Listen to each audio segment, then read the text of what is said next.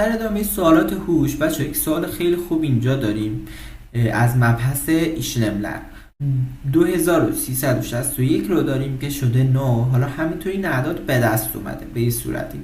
خب ما چی گفته بودیم توی مبحث ایشلملر؟ اگه حالا اعداد خیلی کوچیک شدن پس به ارقام ربط داره و اینکه اینجا بچه گفتیم اگه نتیجه اعداد منها داشت پس 100% اینجا در عملیه ها ضرب و تقسیم و منها داریم. پس دقت کنین بچه ها، باز من 2 تا از اعداد یا 3 تا از اعداد رو ضرب کنیم منهای یکی از این اعداد یا 2 تا از این اعداد کنیم. مثلا اینجا 2 ضرب در 6 کنیم میشه چی؟ 12. 3 ضرب در 1 کنیم میشه 3. 2 ضرب در 6 مون منهای 3 ضرب در 1 مون چی میشه؟ میشه 12 منهای 3 که همون 9 هست. بعدی چی؟ 2 ضرب در 4 2 ضرب در 5 کنیم چی میشه؟ میشه 10 منهای 3 ضرب در 4 مون میشه 12. 10 منهای 12 شد منهای 2. تا اینجا که جواب داده 3 ضرب در 4 12، 6 ضرب در 2 هم 12. 12 منهای 12 مون شد 0. اینجا هم 0 داریم. 4 ضرب در 8 میشه 32. 32 منهای 4 ضرب در 1 مون هم که میشه 4 میشه 28. پس در واقع چی بوده؟ اولی ضرب در سومی منهای دومی ضرب در چهارمی. پس اینجا x مون چی میشه؟ x مون مساوی با 6 ضرب در 7 منهای 8 ضرب در 3 که میشه 42 منهای 24 که میشه 18. گزینه B. در ادامه سوال بعدی اینجا دوباره از مبحث ایشلملر که میدونیم که آزمون اینو نوع از مبحث ایشلملر سوال خیلی زیاد میاره. خب اینجا چی داریم؟ 2 داریم، 5 داریم شده منهای 6، 3 و 4 داریم شده 1، 4 و 2 داریم شده 12، 4 و 5 داریم شده 6، 5 و 8 داریم شده 9. 7 تا 7 مون چی میشه؟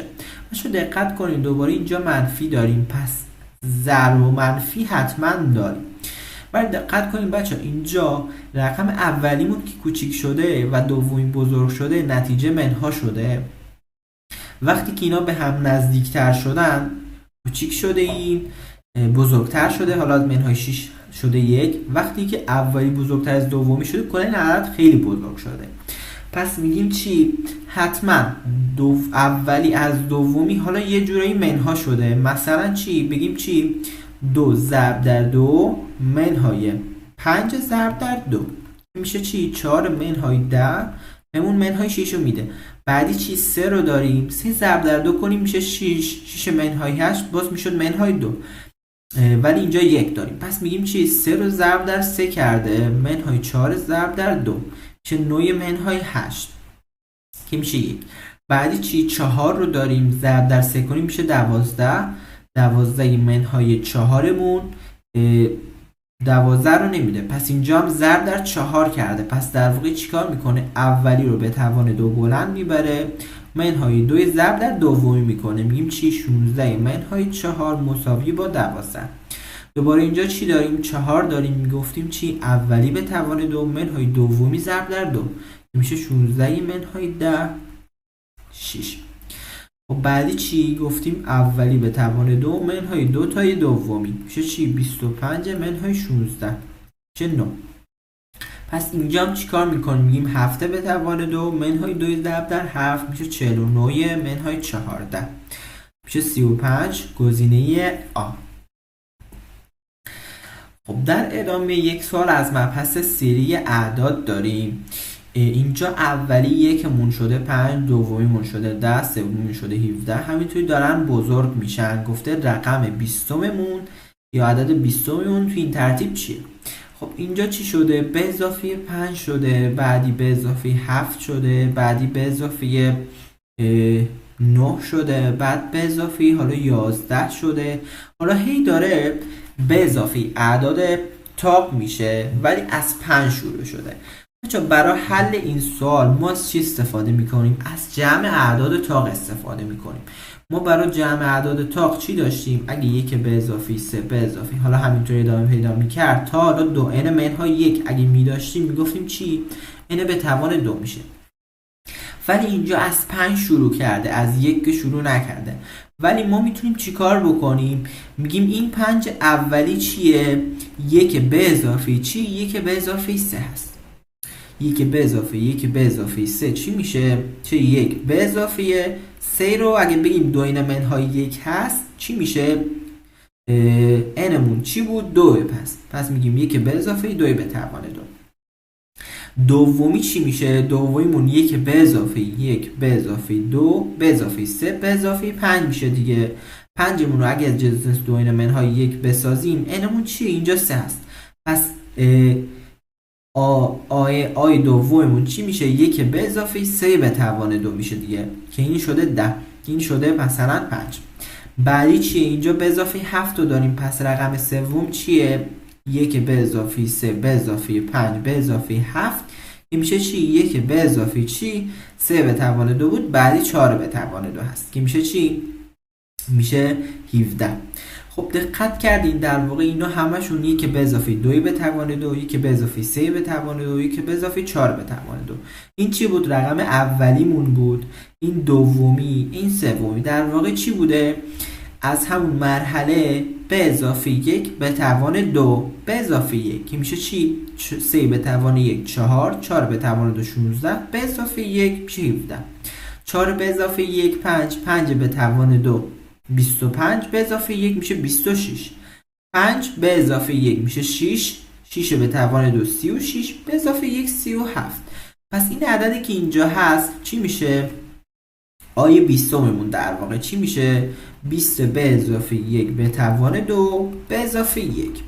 21 به توان 2 مون میشه چی؟ 441 به اضافه 1 مون میشه 442 گزینه. بچه‌ها در این تیپ از سوالات وقتی به این صورت داره پیش میره، حتی توی بعضی سوالات مثلا اینجا به اضافه 2 میشه، بعد به اضافه 4، بعد به اضافه 6، بعد به اضافه 8، دوباره از همین روش ها استفاده کنید.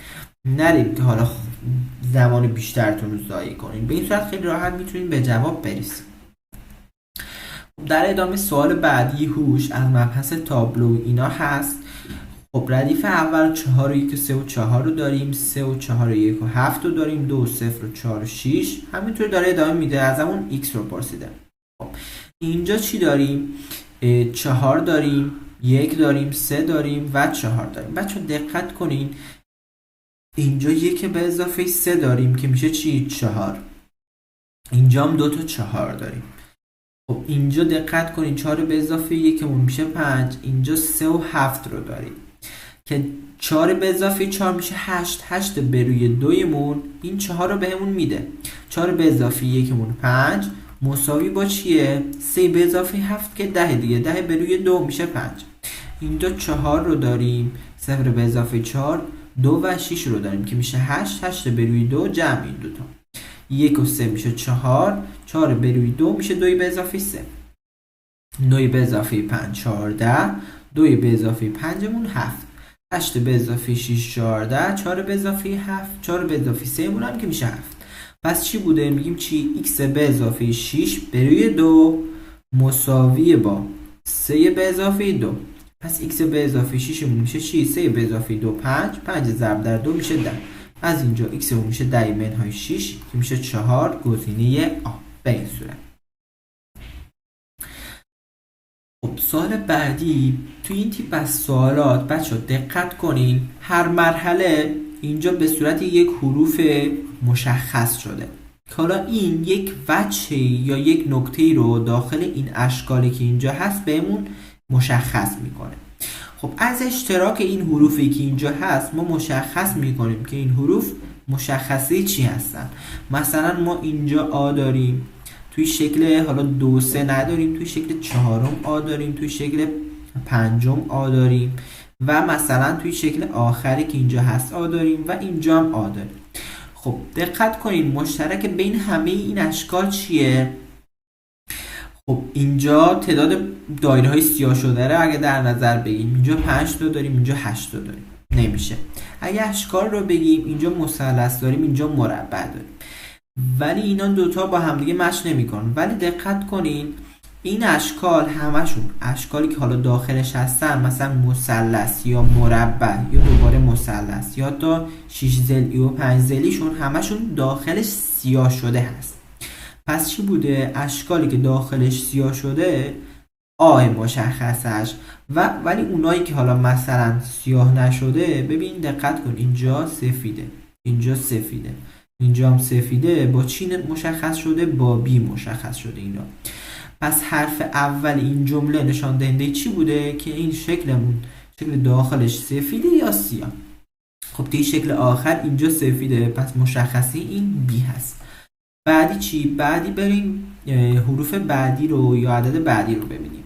اینجا 3 داریم، اینجا 4 داریم، اینجا دوباره 3 داریم، اینجا 4، اینجا 3، بعد 5 شده، بعد 6 شده، بعد 3، بعد 5.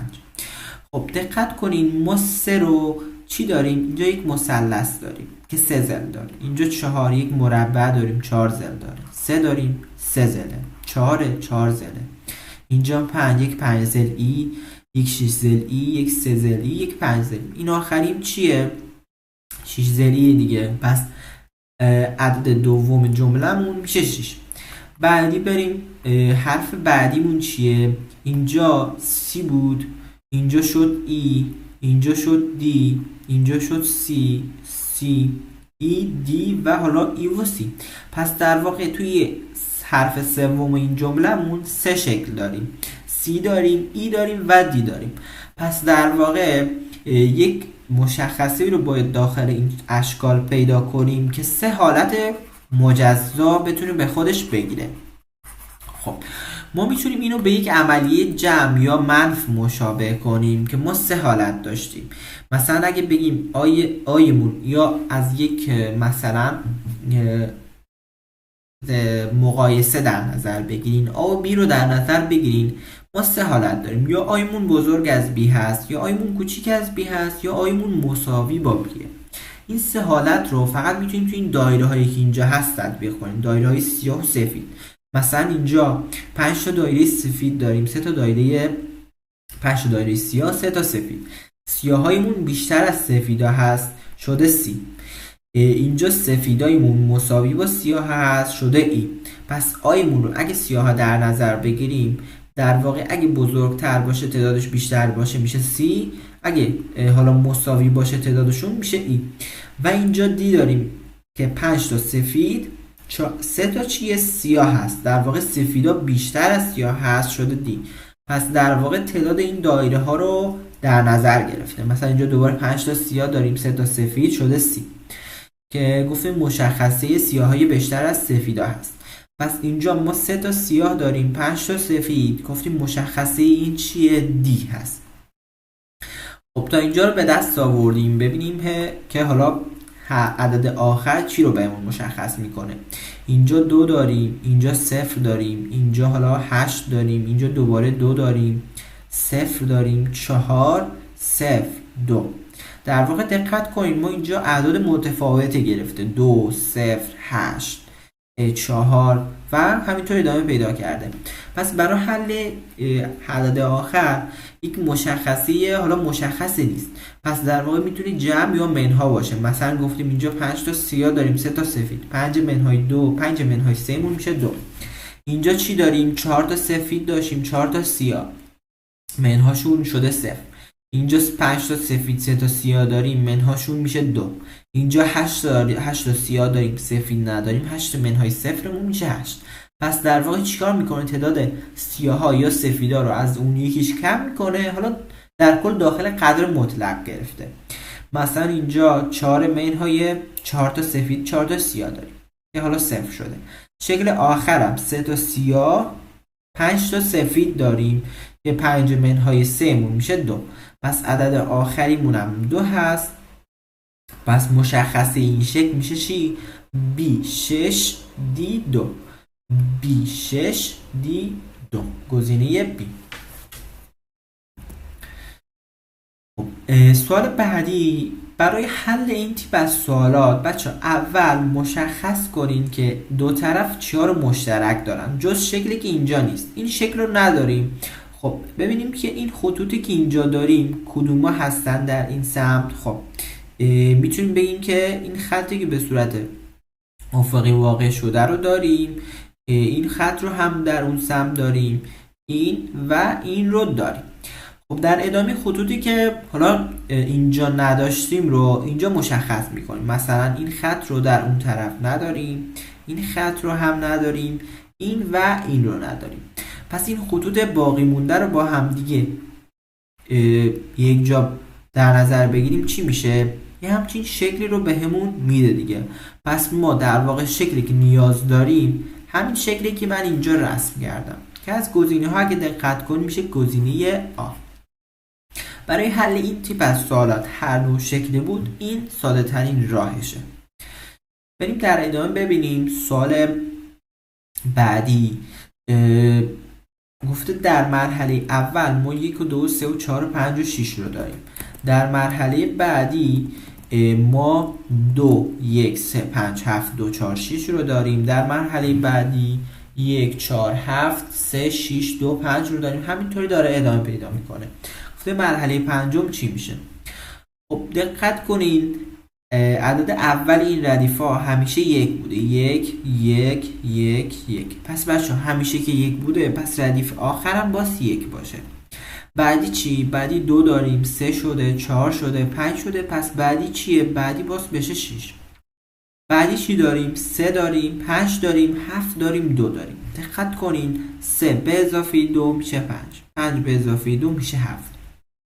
ولی ما توی اینجا فقط تا رقم 7 رو داشتیم، 8 و 9 رو نداشتیم. پس 7 رو اگه به اضافه 2 کنیم نمیتونیم بنویسیم 2. پس میاد دوباره از اول مینویسه، میگه چی؟ 7 به اضافه 1 مون میشه 1، 7 به اضافه 2 مون میشه 2. پس در واقع اینجا 7 به اضافه 2 شده.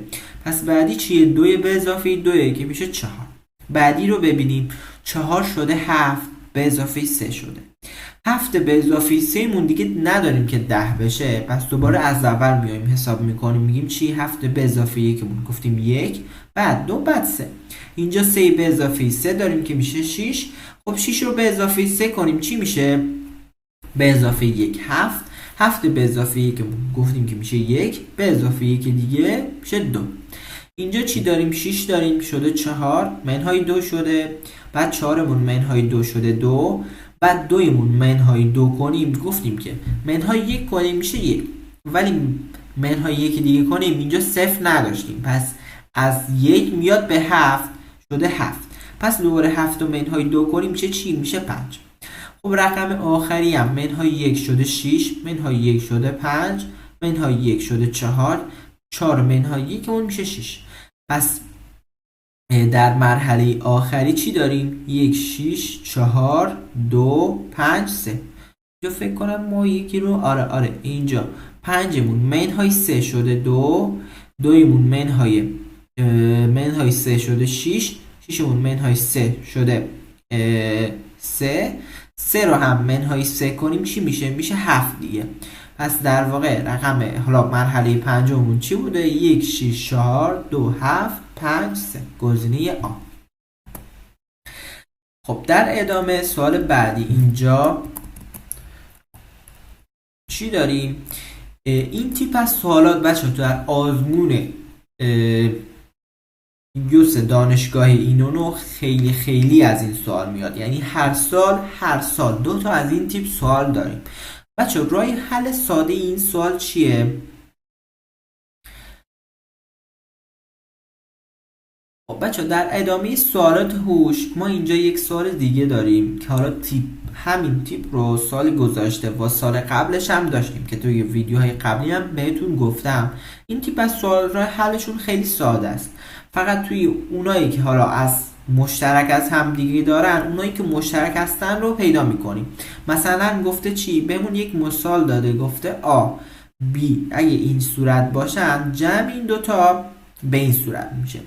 بچه دقت کنیم ما اینجا توی هر دو شکل از این شکل استوانه داریم ولی اینجا فقط یکیشو آورده. پس اونایی که اشتراک هستن رو یکیشونو میگیریم و بقیه رو همونطوری مینویسیم. مثلا اینجا دایره هم اشتراک بود، فقط یه دونه دایره اینجا داریم. خب پس توی شکل‌های بعدی هم ما همین کارو میکنیم. اول میبینیم به چی نیاز داریم؟ به P و S نیاز داریم. پس باز P و S رو به دست بیاریم. خب P اینجا داریم، P دوباره اینجا داریم. ببینیم توی این دو تا شکل چیا مشترک هستن. دایره رو توی هر دو این اشکال داریم، مثلث رو داریم، این شکل لوزی رو داریم، اینجا مثلث و لوزی رو داریم. این دوتا شکل و این دوتا شکل رو اینجا نداریم. پس در واقع پیمون چی هست؟ پیمون مساویه با این شکل دایره، مثلث و لوزی. بعدی چی؟ بعدی اس رو نیاز داریم. اس کجا داریم؟ اینجا یه دونه اس داریم، اینجا هم یه دونه اس داریم. تو این دوتا شکل چی مشترکه؟ این شکل ضرب در اینجا هم داریم، این مثلث اینجا مثلث داریم، این فلشه رو داریم توی هر دوتا شکل. دیگه چیزی بین این دوتا شکل مشترک نداریم. پس در واقع اسمون هم چیه؟ اسمون میشه شکل ضرب در داخل دایره، مثلث و فلشه. خب ما چی گفتیم؟ وقتی که این دوتا رو جمع کنیم نتیجهشون چی میشه؟ مثل یک اشتراک ست ها در نظر بگین. اشتراک ست پی و اس چی میشه؟ دایره، شکل ضرب در داخل دایره از مثلث ها یکیش شکل لوزی و شکل فلشه. این توی کدومی که از گزینه ها هست؟ توی گزینه آ داریم. توی گزینه بی مثلا این شکل رو اضافه داریم که گفتیم نیست. اینجا شکل لوزی رو نداریم، اینجا مثلا مثلث رو نداریم، اینجا شکل دایره رو نداریم. پس جوابمون میشه گزینه آ.